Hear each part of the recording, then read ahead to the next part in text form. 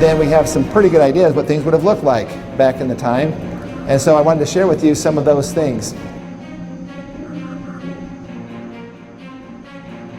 This is the Etowah Mounds. This is now up by Atlanta, Georgia. They're quiet and nice. The kind of get an idea of the sheer size of these things. The Mississippian culture was very much more into making impressive structures. The Hopewell Mounds, most of them 5-10 feet tall. The Jaredites, most of them were, sometimes they'd get up to 50 or 60 feet tall, but very sparse. I mean, there are not a lot of Jaredite mounds that were that big. The vast majority of them are relatively small. But these, the Mississippians, they wanted to go large, and they did. Just like their pyramid structures down in Central America were large. And then we get to, this is Cahokia. Again, this site is absolutely huge. The base of this gigantic structure, by the way, this is, which time frame is this now?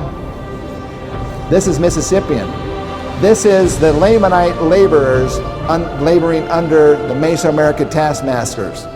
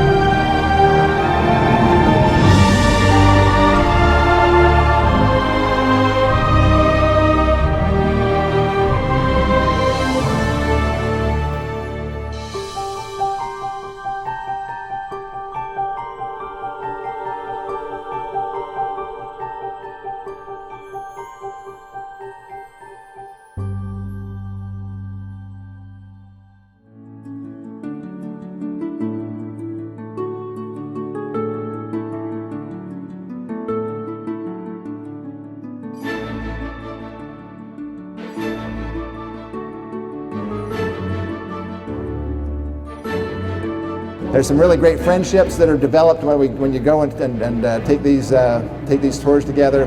It's awesome.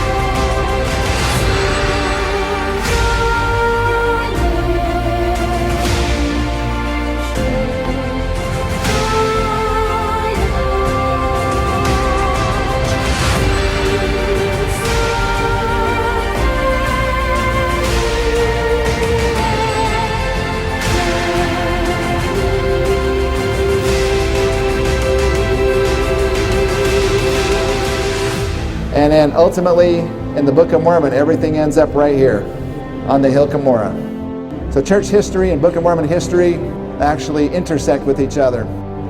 Brothers and sisters, there is only one hill Cumorah, and that's it. And from this hill, Mormon and Moroni watched the destruction of their people because why? Because they didn't pay attention to the warnings that they had been given by the Jaredites. Are we going to learn from the sacrifices that were made by the Book of Mormon prophets who left not only their warnings, but the warnings of the Jaredites as well, so that we might learn from them, so that we might be able to not make the same mistakes and go down the same path of forgetting about the sacred covenant with God that this nation is under. This is a sacred land. This is a nation that's under a sacred covenant with God.